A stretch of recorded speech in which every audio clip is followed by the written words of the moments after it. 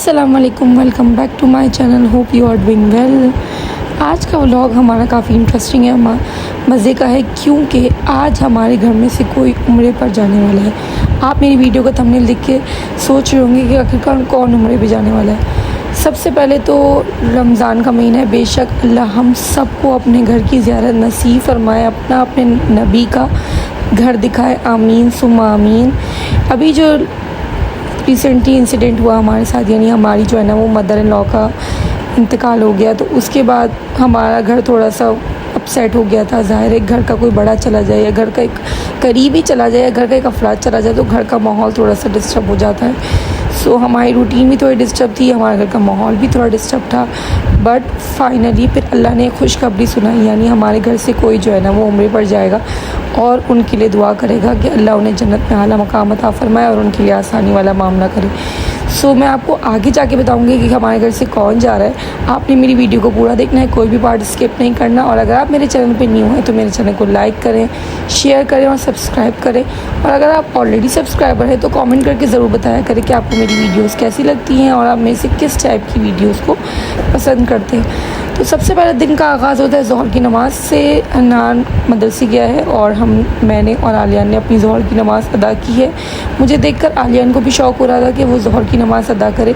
तो बेशक आप अपने बच्चों की इब्तिदा यहीं से करें। अगर आप उन्हें अपने साथ साथ नमाज़ पढ़ना सिखाएं या उन्हें अपने साथ साथ नमाज़ पढ़ना लगाएं तो इंशाल्लाह आगे जाकर वो 5 वक्त की नमाज़ी बन सकेंगे।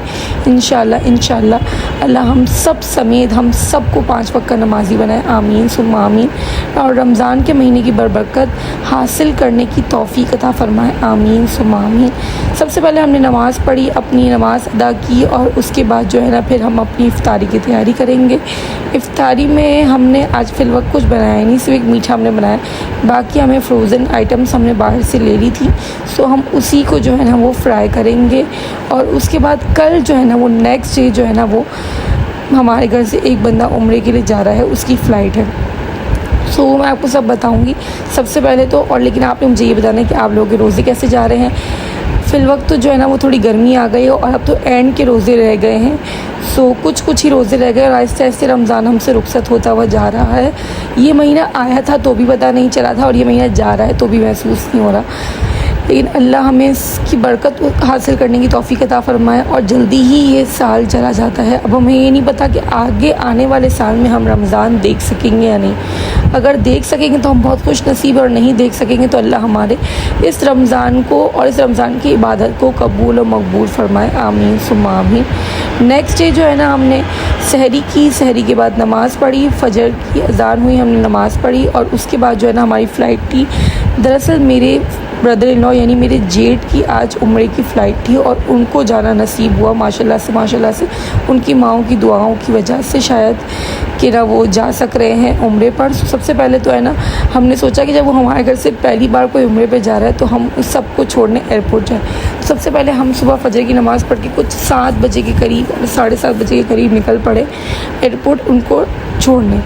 वैसे तो ये अपने फ्रेंड्स के साथ जा रहे थे बट फिर भी जो है ना वो हमने सोचा कि क्यों ना हम इनको छोड़ें, क्योंकि हम कभी भी किसी को एयरपोर्ट छोड़ने गए नहीं गए और ये भी एक अलग सा ही मज़ा होता है कि भाई कोई उम्रे पे जा रहा है तो आप उसे छोड़ने जाओ, लेने जाओ। अब लेने तो खैर उनकी ईद में होगी, हम वो ईद में वापसी आएंगे तो देखते हैं कि वो लेने जाएंगे हम कि नहीं, या फिर वो खुद आएंगे, अभी तो हमें आइडिया नहीं। लेकिन हमने कहा चलो इस वक्त हम उन्हें छोड़ तो आएँ। तो सबसे पहले तो हम निकल गए सुबह। काफ़ी लोग जो है ना वो उस वक्त हमने देखा रास्ते में कि वो जो है ना उम्रे पर जा रहे थे और कहा भी जा रहा है और इस वक्त देखा भी जा रहा है कि इस साल जो है ना वो रमज़ान में काफ़ी लोग उम्रा कर रहे हैं। काफ़ी कुछ 5 लाख से ऊपर लोग जो है ना वो उम्रे पर गए हैं इस साल रमज़ान में।